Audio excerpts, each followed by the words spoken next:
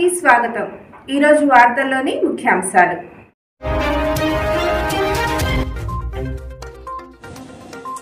IB chief పదవీ కాలం మరో ఏడాది పొడిగింపు.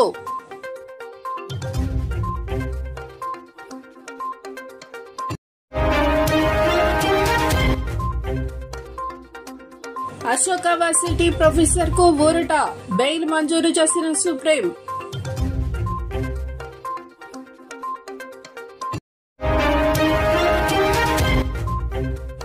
జాతీయ విద్యా విధానం, మోదీ ప్రభుత్వంపై కోర్టుకెక్కిన తమిళనాడు ప్రభుత్వం.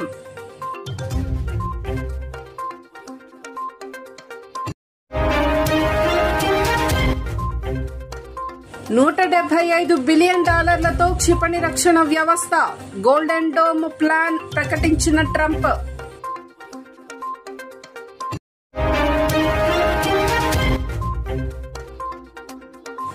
ప్రపంచంలోనే తొలి ఏఐఎన్ఎస్ నూరా బోట్.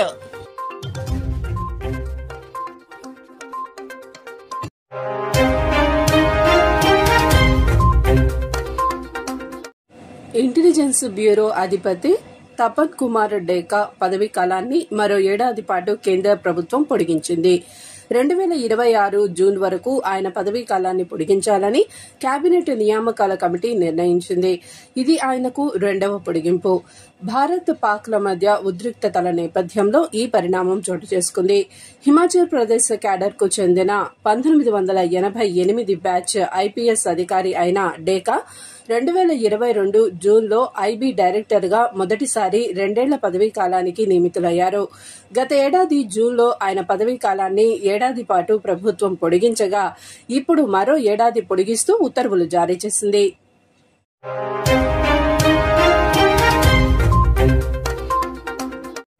అశోక విశ్వవిద్యాలయం అసోసియేట్ ప్రొఫెసర్ అలీఖాన్ మహ్మూదాబాద్ కు స్వల్ప ఊరట లభించింది. ఆపరేషన్ సింధూర్ కు వ్యతిరేకంగా సామాజిక మాధ్యమాల్లో పోస్టులు పెట్టారన్న కారణంతో అరెస్టైన ఆయనకు సుప్రీంకోర్టు తాజాగా మధ్యంతర బెయిల్ మంజూరు చేసింది.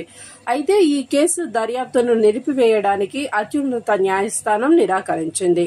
ఆపరేషన్ సింధూర్ కు వ్యతిరేకంగా సామాజిక మాధ్యమాల్లో పోస్టులు పెట్టారన్న కారణంతో హర్యానాలోని అశోక యూనివర్సిటీ ప్రొఫెసర్ అలీఖాన్ మహ్మూదాబాద్ ను పోలీసులు 2 రోజుల క్రితం అరెస్టు చేసిన విషయం తెలిసిందే. ఆయన రాజనీతి శాస్త్రం విభాగంలో అసోసియేట్ ప్రొఫెసర్ గా పనిచేస్తున్నారు. అయితే అలీఖాన్ సామాజిక మాధ్యమాల్లో ఇచ్చిన పోస్టులో ఆపరేషన్ సింధూర్ పై colonel Sofiya Qureshi, wing commander Vyomika Singh మీడియాకు వివరించడాన్ని మీడియా ఆర్భాటంగా వర్ణించారు. ఆయనపై 2 ఎఫ్ఐఆర్లు నమోదయ్యాయి. హర్యానా రాష్ట్ర మహిళా కమిషన్ కూడా ఆ ప్రొఫెసర్ కు నోటీసులు ఇచ్చింది. 2 రోజుల క్రితం అలీఖాన్ ను పోలీసులు ఢిల్లీలో అరెస్టు చేశారు. ఈ నేపథ్యంలో అతను తన అరెస్టును సవాలు చేస్తూ సుప్రీంకోర్టును ఆశ్రయించాడు. బెయిల్ కోరుతూ పిటిషన్ దాఖలు చేశారు. బెయిల్ పిటిషన్ విచారణ జరిపిన న్యాయస్థానం ఆయనకు ఊరట కల్పించింది.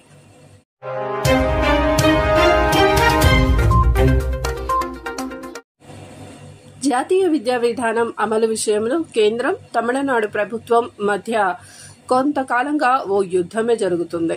కేంద్రం ప్రతిపాదించిన త్రిభాషా సూత్రాన్ని స్టాలిన్ ప్రభుత్వం ముందు నుంచి వ్యతిరేకిస్తూ వస్తుంది. ఈ సూత్రం ప్రకారం విద్యార్థులు ఇంగ్లీష్ మరియు ప్రాంతీయ భాషతో పాటు 3వ భాషను కూడా నేర్చుకోవాల్సి ఉంటుంది.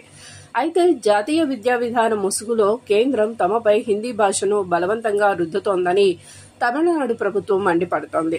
ఈ అంశంలో స్టాలిన్ ప్రభుత్వం తాజాగా దేశ అత్యున్నత న్యాయస్థానం సుప్రీంకోర్టును ఆశ్రయించింది. జాతీయ విద్యా విధానం అమలు చేయడం లేదన్న కారణంతో కేంద్రంలోని నరేంద్ర మోదీ ప్రభుత్వం తమ రాష్ట్రానికి రావాల్సిన 2,151 కోట్ల రూపాయల నిధులను నిలిపివేసిందని కోర్టుకు తెలిపింది. ఈ మేరకు పిటిషన్ దాఖలు చేసింది. పాఠశాల విద్య కోసం ఉద్దేశించిన సమగ్ర శిక్షా పథకం అవసరాలకు అనుగుణంగా తమిళనాడు ఉందని గతేడాది ఫిబ్రవరి 16న జరిగిన ప్రాజెక్టు అప్రూవల్ బోర్డు సమావేశంలో కేంద్రం సంతృప్తి వ్యక్తం చేసిన విషయాన్ని తమిళనాడు ప్రభుత్వం తన పిటిషన్లో ప్రస్తావించింది. ఆ తర్వాత పథకం కింద ఖర్చు కోసం 3,585.99 కోట్ల రూపాయల నిధుల కేటాయింపు జరిగిందని పేర్కొంది.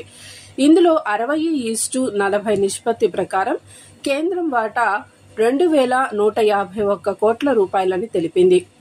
ఈ నిధులు గత ఏడాది ఏప్రిల్ 1 నుంచే రాష్ట్రానికి చెల్లించాల్సి ఉందని తెలిపింది. అయితే జాతీయ విద్యా విధానం అమలు చేయడం లేదన్న కారణంతో ఆ నిధులను కేంద్ర ప్రభుత్వం నిలిపివేసిందని పిటిషన్లో వివరించింది.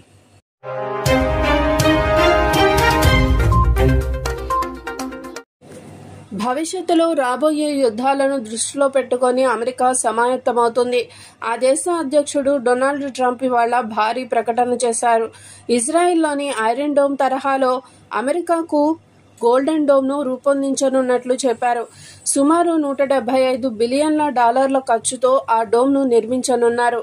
బాలిస్టిక్ క్రూయిజ్ క్షిపణులు, ఇతర వైమానిక దాడుల నుంచి అమెరికాను కాపాడుకునేందుకు గోల్డెన్ డోమ్ క్షిపణి రక్షణ వ్యవస్థను రూపొందించనున్నట్లు ట్రంప్ చెప్పారు. గోల్డెన్ డోమ్ క్షిపణి రక్షణ వ్యవస్థ తన పదవీకాలం ముగిసేలోగా వినియోగంలోకి వస్తుందన్నారు.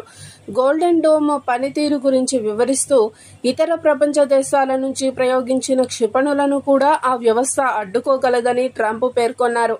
ఇజ్రాయెల్ కు చెందిన ఐరన్ డోమ్ ను ప్రేరణగా తీసుకుని దీన్ని డెవలప్ చేస్తున్నట్లు చెప్పారు. రాకెట్లు, మిసైళ్లను తిప్పికొట్టేందుకు ఇజ్రాయెల్ 2011 నుంచి ఐరన్ డోమ్ ను వాడుతుంది. అయితే గోల్డెన్ డోమ్ ను అత్యంత భారీ సైజులో నిర్మించనున్నారు. వివిధ రకాల దాడులను తిప్పికొట్టే రీతిలో దాన్ని తయారు చేయనున్నారు. ధ్వని వేగం కన్నా అధిక వేగంతో ప్రయాణించే హైపర్సోనిక్ మిసైళ్లను కూడా అడ్డుకునే రీతిలో గోల్డెన్ డోమ్ ను రూపొందిస్తున్నట్లు తెలిపారు. ఆకాశంలోనే శత్రువు ఆయుధాలను చిత్తు చేయనున్నట్లు చెప్పారు. డోమ్ సక్సెస్ రేటు 100% ఉంటుందన్నారు.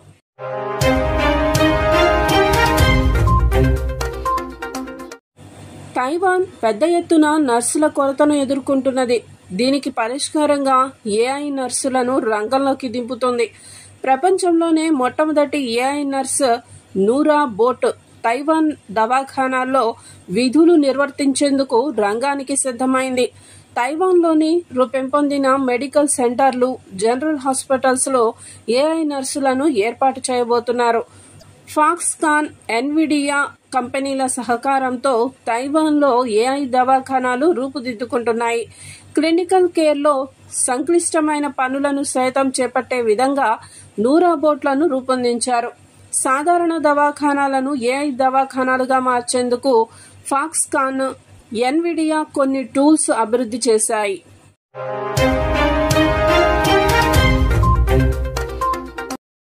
వార్తలు ఇంతటితో సమాప్తం. చూస్తూనే ఉండండి పీపుల్స్ పల్స్. సామాన్య ప్రజల గుండె సవ్వడి, ప్రజానాడి. చూస్తూ ఉండండి పీపుల్స్ పల్స్.